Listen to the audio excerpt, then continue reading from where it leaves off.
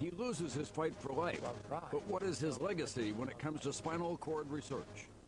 From NBC News World Headquarters in New York, this is NBC Nightly News with Tom Brokaw.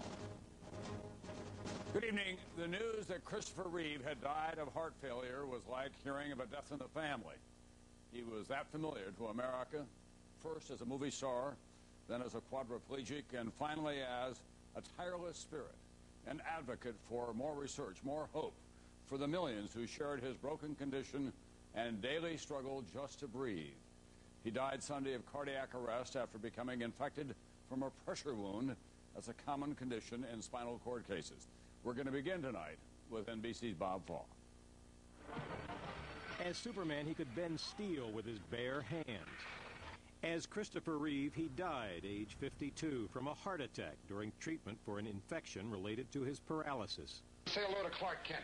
26 years ago, he dazzled moviegoers as mild-mannered Clark Kent transformed, who fights the never-ending battle for truth, justice, and the American way. When he wasn't busy, that is, rescuing Lois Lane. I've got you. 17 years later, May 1995, at an equestrian show in Virginia, he broke America's heart when his horse balked, throwing Reeve and breaking his neck. The man with everything, the avid skier, diver, and pilot, left quadriplegic, able to move only his head.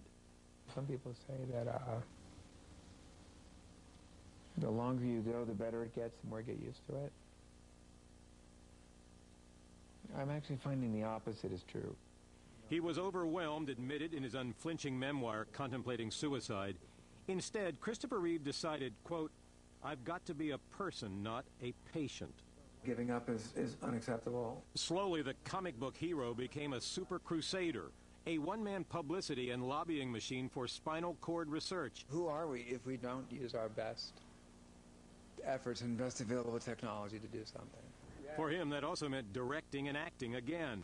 At the 1996 Oscars, he wowed onlookers, just as he did at that year's Democratic National Convention in Chicago.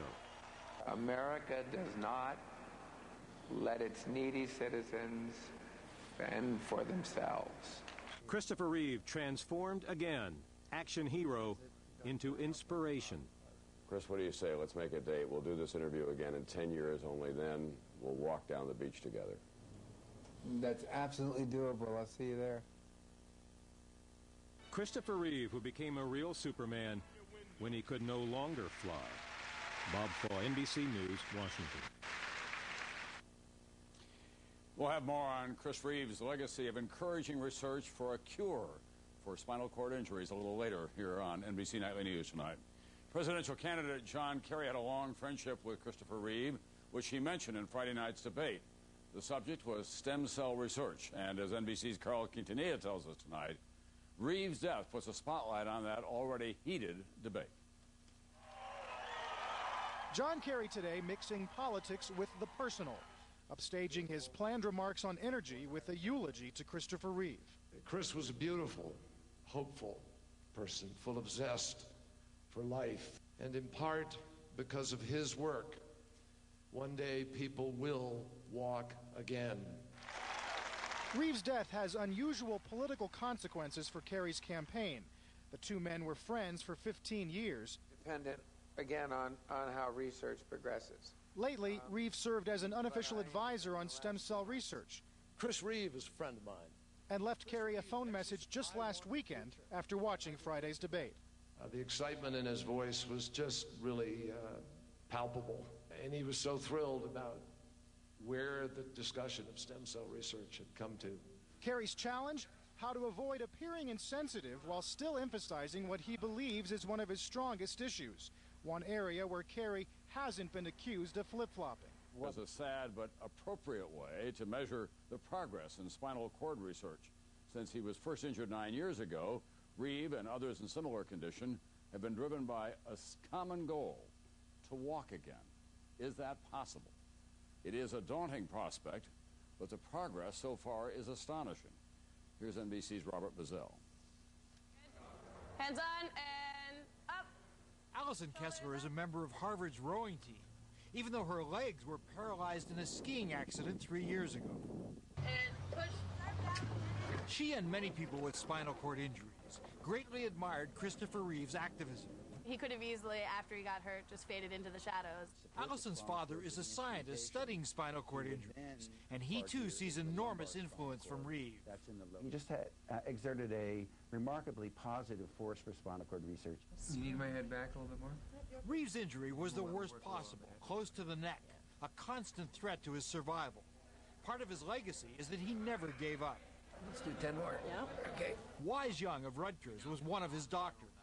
Around the 5th year, he called me, and he was excited about the fact that he was moving his left index finger. And then he was standing in a swimming pool, and he could lift 5-pound weights with his legs. But more than anything else, Reeve used his celebrity, money, intelligence, and amazing determination to motivate scientists to believe that spinal cord injury could be overcome. Recent experiments at the Miami Project to Cure Paralysis used injections of nerve cells and hormones to make rats with spinal injuries walk again. Scientists say human trials could start soon. He actually allowed us or encouraged us to use the word cure. That quest for a cure led Reeve to push for more research with embryonic stem cells. Our scientists are on the threshold of major breakthroughs. Whatever leads to a cure, Allison Kessler and many others believe Christopher Reeve will deserve much of the credit. There you go. Robert Bazell, NBC News, New York. That's nightly news for this Monday night. I'm Tom Brokaw. I'll see you back here tomorrow night.